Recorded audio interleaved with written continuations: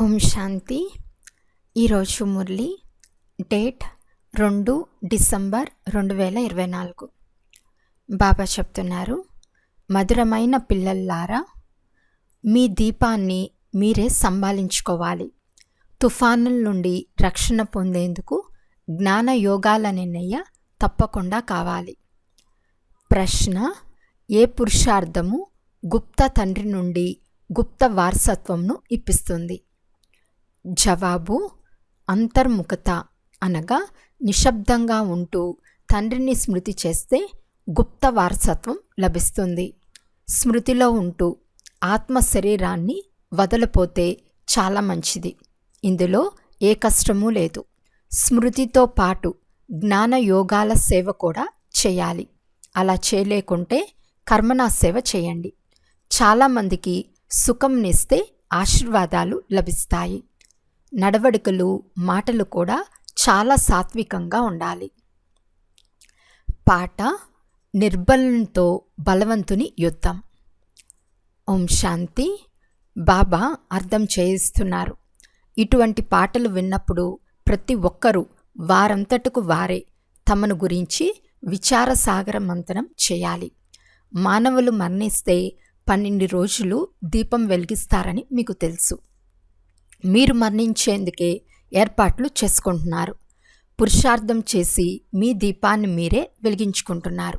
పురుషార్థం కూడా మాలలో వచ్చేవారే చేస్తారు. ప్రజలు ఈ మాలలో రారు. మేము విజయమాలలో మొదట రావాలని పురుషార్థం చేయాలి. మాయ అనే పిల్ల తుఫాన్లు కల్పించి మీ దీపం ఆరిపోయే వికర్మలు చేయించరాదు.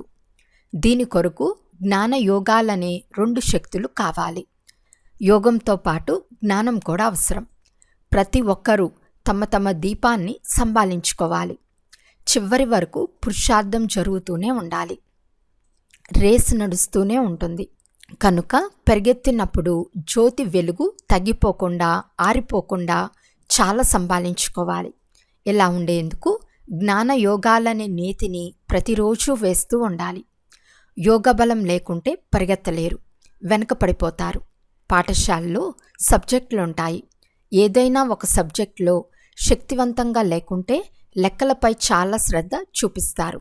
ఇక్కడ కూడా అలాగే ఉంది. స్థూల సేవ అనే సబ్జెక్ట్ కూడా చాలా మంచిది. చాలామంది నుండి ఆశీర్వాదాలు లభిస్తాయి. కొంతమంది జ్ఞాన సేవ చేస్తారు. రోజురోజుకు సేవ వృద్ధి చెందుతూ ఉంటుంది. కొంతమంది ధనవంతులకు 6-8 దుకాణాలు కూడా ఉంటాయి.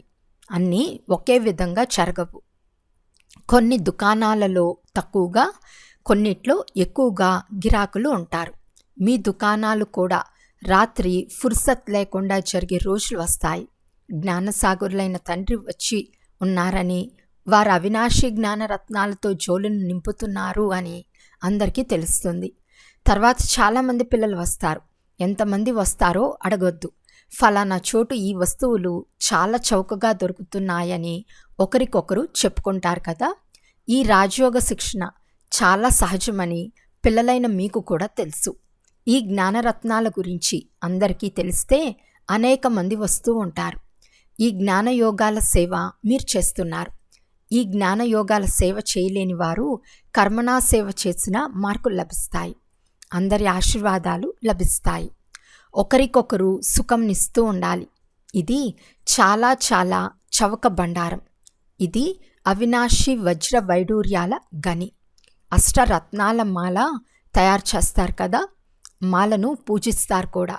కానీ ఆ మాల ఎవరి జ్ఞాపకార్థం తయారైందో ఎవ్వరికీ తెలియదు. పూజలైన మనమే పూజారులుగా ఎలా అవుతామో పిల్లలైన మీకు తెలుసు. ఇది చాలా అద్భుతమైన జ్ఞానం. దీనిని గురించి ప్రపంచంలో ఎవ్వరికీ తెలియదు. ఇప్పుడు మీరు భాగ్యశాలి నక్షత్రాలు. మేము స్వర్గానికి అధికారులుగా ఉండేవారము. ఇప్పుడు నరకానికి అధికారులుగా అయ్యామని పిల్లలైన మీకు నిశ్చయం ఉంది. స్వర్గానికి అధికారులుగా అయితే పునర్జన్మలు కూడా అక్కడే జరుగుతాయి. ఇప్పుడు మనం మళ్ళీ స్వర్గానికి అధికారులుగా అవుతున్నాము. ఈ సంగం యుగం గురించి బ్రాహ్మణులైన మీకు మాత్రమే తెలుసు. అటువైపు మిగిలిన ప్రపంచమంతా కలియుగంలో ఉంది. యుగాలు వేరువేరుగా ఉంటాయి కదా. సత్యుగంలో ఉంటే పునర్జన్మ కూడా సత్యుగంలోనే జరుగుతుంది. ఇప్పుడు మీరు సంగం యుగంలో ఉన్నారు. మీలో ఎవరైనా శరీరం వదిలితే సంస్కారాల అనుసారంగా మళ్ళీ ఇక్కడికే వచ్చి జన్మ తీసుకుంటారు. మీరు సంగం యుగ బ్రాహ్మణులు, వారు కలియుగంలోని శూద్రులు. ఈ జ్ఞానమంతా మీకు ఈ సంగం యుగంలోనే లభిస్తుంది. మీరు బీకేలు, జ్ఞాన గంగలు. ప్రాక్టికల్గా ఇప్పుడు మీరు సంగం యుగంలో ఉన్నారు. ఇప్పుడు మీరు పరుగులు తీయాలి, దుకాణం నడపాలి. జ్ఞాన యోగాలను ధారణ చేయకుంటే దుకాణంను సంభాళించలేరు. సేవకు ప్రతిఫలమైతే బాబా ఇస్తారు. యజ్ఞం రచించినప్పుడు రకరకాల బ్రాహ్మణులు వస్తారు. కొంతమందికి ఎక్కువ దక్షిణ, కొంతమందికి తక్కువ దక్షిణ లభిస్తుంది. ఇప్పుడు ఈ రుద్ర జ్ఞాన యజ్ఞంను పరంపిత పరమాత్మ రచించారు. మనం బ్రాహ్మణులము. మానవులను దేవతలుగా మార్చటమే మన వ్యాపారం లేక కర్తవ్యం. ఇలాంటి యజ్ఞం మరేదీ ఉండదు. ఈ యజ్ఞం ద్వారా మేము మానవుల నుండి దేవతలుగా తయారవుతున్నామని చెప్పగలిగే యజ్ఞం ఇది తప్ప మరొకటి లేదు. దీనిని రుద్రజ్ఞాన యజ్ఞం లేక పాఠశాల అని కూడా అంటారు. జ్ఞాన యోగాల ద్వారా ప్రతి పుత్రుడు దేవీ దేవతా పదవిని పొందుకోగలడు. బాబా సలహా కూడా ఇస్తారు. మీరు పరంధామం నుండి బాబా చెతలో వచ్చారు. మేము పరంధామ నివాసులమని మీరంటారు. ఈ సమయంలో బాబా మతం ద్వారా మనం స్వర్గస్థాపన చేస్తున్నాము.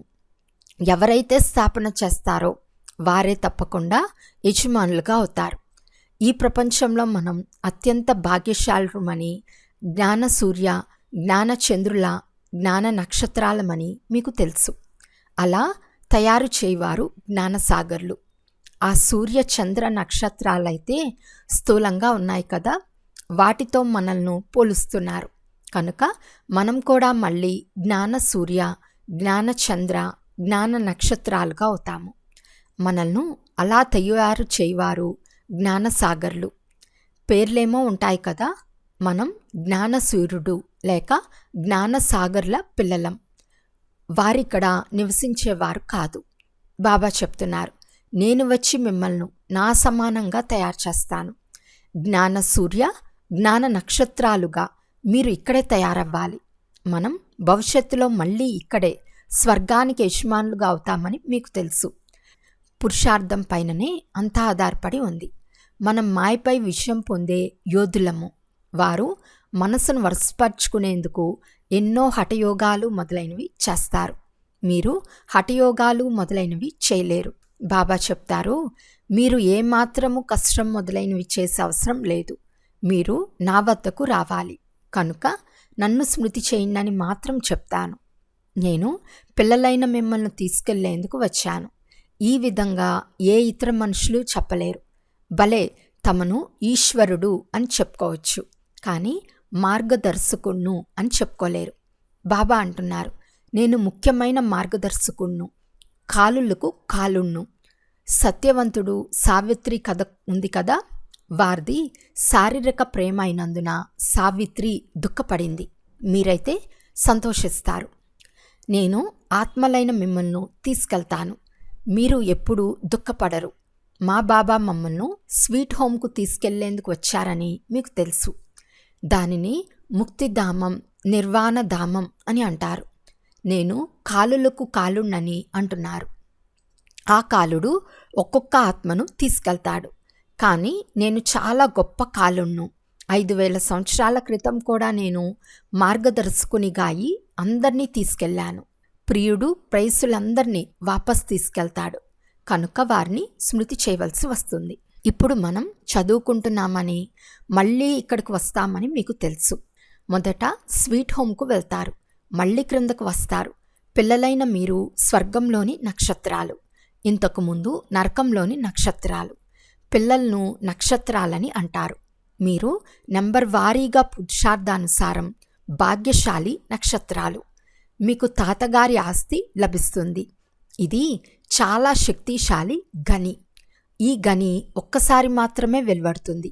ఆ గనులైతే చాలా ఉన్నాయి కదా, ఆ గనులు వెలువడుతూనే ఉంటాయి. ఎవరైనా వెతికితే చాలా కనిపిస్తాయి. ఈ గని అయితే ఒక్కసారి మాత్రమే ఒక్కటే లభిస్తుంది. ఇది అవినాశి జ్ఞానరత్నాల ఖజానా. ఆ పుస్తకాలైతే చాలా ఉన్నాయి, కానీ వాటిని రత్నాలని అనరు. బాబాను జ్ఞానసాగర్లు అని అంటారు. అవినాశి జ్ఞానరత్నాల నిరాకార గని. ఆ రత్నాలతో మనం జోలును నింపుకుంటూ ఉంటాము. పిల్లలైన మీకు ఖుషి ఉండాలి. ప్రతి ఒక్కరికి నష కూడా ఉంటుంది. దుకాణంలో వ్యాపారం ఎక్కువగా జరిగితే పేరు ప్రఖ్యాతులు కూడా లభిస్తాయి. ఇక్కడ ప్రజలనే కాకుండా వారసులను కూడా తయారు చేస్తున్నారు. ఇక్కడ రత్నాలతో జోలును నింపుకుని వెళ్ళి అక్కడ దానం చేయాలి. ఒక్క పరంపిత పరమాత్మ మాత్రమే జ్ఞానరత్నాలతో జోలును నింపే జ్ఞానసాగరుడు. అంతేకాని వారు చెప్పేటట్లు దేవతలకు రత్నాలతో నింపిన పళ్ళెంనిచ్చే సాగరం కాదు. ఆ సాగరం నుండి రత్నాలు లభించవు. ఇది జ్ఞానరత్నాల విషయం. డ్రామానుసారం మీకు మళ్ళీ రత్నాల గనులు కూడా లభిస్తాయి. అక్కడ మీకు లెక్కలేనని వజ్ర వైడూర్యాలు ఉంటాయి. వాటితోనే భక్తి మార్గంలో మళ్ళీ మందిరాలు మొదలైనవి నిర్మిస్తారు. భూకంపాలు మొదలైనవి జరిగినందున మందిరాలన్నీ లోపల భూస్థాపితం అయిపోతాయి. అక్కడ భవనాలు మొదలైనవి చాలా నిర్మిస్తారు, ఒకటి కాదు. ఇక్కడ కూడా రాజులకు చాలా పోటీ ఏర్పడుతుంది. కల్పక్రితం భవనాలు ఎలా నిర్మించారో మళ్ళీ అలాగే నిర్మిస్తారని మీకు తెలుసు. అక్కడ ఇళ్ళు మొదలైనవి చాలా సులభంగా తయారవుతూ ఉంటాయి. సైన్స్ చాలా పనిచేస్తుంది, కానీ అక్కడ సైన్స్ అనే పదమే ఉండదు. హిందీలో సైన్స్ను విజ్ఞానం అని అంటారు. ఈ రోజుల్లో విజ్ఞాన భవనం అనే పేరు కూడా ఉంచారు. విజ్ఞానం అనే పదం జ్ఞానం జతలో ఉంటుంది. జ్ఞానము మరియు యోగాలను విజ్ఞానం అని కూడా అంటారు. జ్ఞానం ద్వారా రత్నాలు లభిస్తాయి. యోగం ద్వారా మనం సదా ఆరోగ్యవంతులుగా అవుతాము. ఇది జ్ఞాన యోగాల నాలెడ్జ్. దీని ద్వారా మళ్ళీ వైకుంఠంలో పెద్ద పెద్ద భవనాలు తయారవుతాయి. మనం ఇప్పుడు ఈ జ్ఞానమంతా తెలుసుకున్నాము. భారతదేశాన్ని మనం స్వర్గంగా తయారు చేస్తున్నామని మీకు తెలుసు. ఈ దేహంపై మీకు ఎలాంటి మమకారము లేదు. మనం ఆత్మలము. ఈ శరీరాన్ని వదిలి స్వర్గానికి వెళ్ళి కొత్త శరీరాన్ని తీసుకుంటాము. అక్కడ కూడా ఒక పాత శరీరాన్ని వదిలి కొత్త దాన్ని తీసుకుంటామని భావిస్తాము. అక్కడ ఎలాంటి దుఃఖము లేక శోకము ఉండదు. నూతన శరీరాన్ని ధరిస్తే మంచిదే కదా. కల్పకృతం తయారైనట్లు ఇప్పుడు మళ్ళీ మనల్ని బాబా తయారు చేస్తున్నారు. మనం మానవుల నుండి దేవతలుగా అవుతూ ఉన్నాము. కల్పకృతం కూడా తప్పకుండా అనేక ధర్మాలు ఉండేవి. గీతలో ఇది ఏమాత్రమూ లేదు. బ్రహ్మ ద్వారా ఆది సనాతన దేవీ దేవతా ధర్మం స్థాపన అవుతుందని గాయనముంది. అనేక ధర్మాల వినాశనం ఎలా జరుగుతుందో మీరు అర్థం చేయించగలరు. ఇప్పుడు స్థాపన జరుగుతూ ఉంది. దేవీ దేవతా ధర్మం లోపించినప్పుడే బాబా ఇక్కడికి వచ్చారు. అటువంటప్పుడు పరంపర నుండి ఎలా నడుస్తుంది? ఇవి చాలా సహజమైన విషయాలు. వినాశనమయ్యేది ఏది? అనేక ధర్మాలు. ఇక్కడ అనేక ధర్మాలు ఉన్నాయి కదా. ఇది అంతిమ సమయం. మొత్తం జ్ఞానమంతా బుద్ధిలో ఉండాలి. అంతేకాని శివబాబాయే అర్థం చేయిస్తారని కాదు. ఈ బాబా ఏమీ తెలపరా? ఇతనికి కూడా పాత్ర ఉంది. శ్రీమతం బ్రహ్మదేననే గాయనం కూడా ఉంది. కృష్ణుని శ్రీమతమని అనరు. అక్కడ అందరూ శ్రేష్టంగానే ఉంటారు. వారికి మతం అవసరమే లేదు. ఇక్కడ బ్రహ్మ నుండి కూడా మతం లభిస్తుంది. అక్కడ యథా రాజా రాణి తథా ప్రజ. అందరి మతం శ్రేష్టంగానే ఉంటుంది. తప్పకుండా ఎవరో ఆ మతం నిచ్చి ఉంటారు. దేవతలు శ్రేష్ఠ మతానికి చెందినవారు. శ్రీమతం ద్వారానే స్వర్గం తయారవుతుంది. అసురి మతం ద్వారా నరకం తయారైంది. శ్రీమతం శివునిది. ఈ విషయాలన్నీ సహజంగా అర్థం చేసుకునేవి. ఇవన్నీ శివబాబా దుకాణాలే. పిల్లలైన మనం నడిపేవారం. ఎవరు దుకాణాన్ని బాగా నడిపిస్తారో వారి పేరు కూడా ఉంటుంది. వ్యాపారంలో జరిగినట్లే జరుగుతుంది. కానీ ఎవరో అరుదుగా ఈ వ్యాపారం చేస్తారు. అందరూ వ్యాపారం చేయాల్సిందే. చిన్నపిల్లలు కూడా జ్ఞాన యోగాల వ్యాపారం చేయవచ్చు. బుద్ధి ద్వారా శాంతిధామాన్ని సుఖధామాన్ని స్మృతి చేస్తే చాలు. వారు రామా రామా అని అంటారు. ఇక్కడ నిశ్శబ్దంగా ఉండి స్మృతి చేయాలి. ఏమీ మాట్లాడరాదు. శివపురి, విష్ణుపురి ఇవి చాలా సహజమైన మాటలు. స్వీట్ హోమ్, స్వీట్ రాజధాన్ల స్మృతి ఉంది. వారు స్థూలమైన మంత్రం ఇస్తారు. ఇది సూక్ష్మ మంత్రం, అతి సూక్ష్మమైన స్మృతి. కేవలం ఇది స్మృతి చేసినందున మనం స్వర్గానికి అధికారులుగా అవుతాము. జపించే విషయం ఏదీ లేదు. కేవలం స్మృతి చేయాలి. ఏ శబ్దం చేయనవసరం లేదు. గుప్తమైన బాబా ద్వారా గుప్త ఆస్తిని నిశ్శబ్దంగా ఉండుట వలన, అంతర్ముఖులుగా అవటం వలన మనం పొందుకుంటాం. ఈ స్మృతిలోనే ఉంటూ దేహాన్ని వదిలేస్తే చాలా మంచిది. ఏ కష్టమూ లేదు. ఎవరికి స్మృతి నిలవదో వారు స్వయం అభ్యాసం చేయాలి. నన్ను స్మృతి చేస్తే అంతిమతే సోగతి అవుతారని బాబా చెప్తున్నారని అందరికీ చెప్పండి. స్మృతి ద్వారా వికర్మలు వినాశనమవుతాయి. నేను మిమ్మల్ని స్వర్గంలోకి పంపిస్తాను. బుద్ధి యోగాన్ని శివబాబాతో జోడించటం చాలా సులభం. మొత్తం పథ్యం కూడా ఇక్కడే ఉండాలి. సతోప్రధానంగా అవ్వాలి అంటే అన్నీ సాత్వికంగా ఉండాలి. నడవడికలు సాత్వికమే, మాట్లాడటం కూడా సాత్వికంగానే ఉండాలి. ఇది మీతో మీరు మాట్లాడుకోవటం. తోటివారితో ప్రియంగా మాట్లాడాలి. పాటలో కూడా ఉంది కదా, ప్రియాతి ప్రియంగా మాట్లాడటం సదా అత్యంత విలువైనది. మీరు యోగి, జ్ఞాని ఆత్మలు, రూప్ బసంతులు. ఆత్మకు రూపం ఏర్పడుతుంది. తండ్రి జ్ఞానసాగర్లైనందున వారు వచ్చి తప్పకుండా జ్ఞానమే వినిపిస్తారు. నేను ఒక్కసారి మాత్రమే వచ్చి శరీరాన్ని ధరిస్తానని చెప్తున్నారు. ఇదేమీ తక్కువైన ఇంద్రజాలం కాదు. బాబా కూడా రూప్ బసంతులే, అయితే నిరాకారులు కనుక మాట్లాడలేరు. అందువలన శరీరాన్ని తీసుకున్నారు. కానీ వారు పునర్జన్మల్లో రారు. ఆత్మలైతే పునర్జన్మలు తీసుకుంటాయి. పిల్లలైన మీరు బాబాకు సమర్పణ అవుతారు. అందువలన బాబా అంటున్నారు, నాకు సమర్పణ అయిన తర్వాత ఎవరిపై మమకారం ఉంచరాదు. నాది అని ఏమాత్రమూ భావించరాదు. మమకారాన్ని నశింపచేసేందుకే బాబా యుక్తి రచించారు. అడుగడుగున తండ్రిని అడగాల్సి ఉంటుంది. మాయ చెంపదెబ్బ వేస్తుంది, మలయుద్ధం చేస్తుంది. చాలామంది దెబ్బతిని మళ్ళీ లేచి నిలబడతారు. బాబా మాయ చెంపదెబ్బ కొట్టి ముఖాన్ని నల్లగా చేసేసిందని కూడా రాస్తారు. 4 అంతస్తుల నుండి క్రింద పడినట్లు అవుతుంది.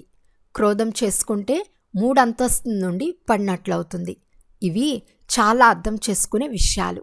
ఇప్పుడు పిల్లలు టేప్ కొరకు కూడా అడుగుతున్నారు. బాబా టేప్ పంపితే మేము ఖచ్చితమైన మురళి పూర్తిగా వింటాము అని అంటారు. దానికి కూడా ఏర్పాట్లు జరుగుతున్నాయి. చాలామంది వింటే వారి బుద్ధి వికసిస్తుంది. అనేక మందికి కళ్యాణం జరుగుతుంది. మనుషులు కాలేజ్ తెరిస్తే మరుసటి జన్మలో వారికి చదువు ఎక్కువగా అప్పుతుంది, బాగా చదువు వస్తుంది. బాబా కూడా చెప్తున్నారు, టైప్ మిషన్ కొంటే చాలామందికి కళ్యాణం అవుతుంది. అచ్చా, మధురాతి మధురమైన అపురూపమైన పిల్లలకు మాతాపిత బాప్దాదాల ప్రియ స్మృతులు మరియు గుడ్ మార్నింగ్. ఆత్మీక పిల్లలకు ఆత్మీక తండ్రి నమస్తే. ఆత్మీక తండ్రికి ఆత్మీక పిల్లల యొక్క ప్రియ స్మృతులు మరియు నమస్తే నమస్తే నమస్తే. ధారణ కొరకు ముఖ్య సారం. ఫస్ట్ పాయింట్, సతోప్రధానంగా అయ్యేందుకు చాలా చాలా పథ్యం ఉండాలి. మీ ఆహార పానీయాలు, మాటలు, నడవడికలన్నీ సాత్వికంగా ఉంచుకోవాలి. తండ్రి సమానంగా రూప్ బసంతులుగా అవ్వాలి. సెకండ్ పాయింట్, అవినాశి జ్ఞానరత్నాల నిరాకార గని నుండి మీ జోలును నింపుకొని అపారమైన ఖుషీలో ఉండాలి. ఇతరులకు కూడా ఈ జ్ఞానరత్నాలను దానమివ్వాలి. వరదానము, నిర్మోహుల్గా అయి దుఃఖము, అశాంతి యొక్క నామరూపాలను సమాప్తం చేసే స్మృతి స్వరూప భవ. ఎవరైతే సదా ఒక్కరి స్మృతిలో ఉంటారో వారి స్థితి ఏకరసంగా అయిపోతుంది. ఏకరస స్థితి అంటే అర్థం ఒకరి ద్వారా సర్వ సంబంధాలు, సర్వ ప్రాప్తుల రాసాన్ని అనుభవం చేయటం. ఎవరైతే తండ్రిని సర్వ సంబంధాలతో తన వారిగా చేసుకుని స్మృతి స్వరూపులుగా ఉంటారో వారు సహజంగానే నిర్మోహులుగా అయిపోతారు. ఎవరైతే నిర్మోహులుగా ఉంటారో వారికి ఎప్పుడూ సంపాదించటంలో ధనం కాపాడుకోవటంలో ఎవరైనా జబ్బు పడినప్పుడు దుఃఖం యొక్క అల రాదు. నిర్మోహి అనగా వారిలో దుఃఖం, అశాంతుల నామరూపాలు కూడా ఉండరాదు. సదా నిశ్చింతంగా ఉంటారు. స్లోగన్: ఎవరైతే దయాహృదయులుగా అయి అందరికీ ఆశీర్వాదాలు ఇస్తూ ఉంటారో వారే క్షమాశీలురు. అచ్చా. ఓం శాంతి.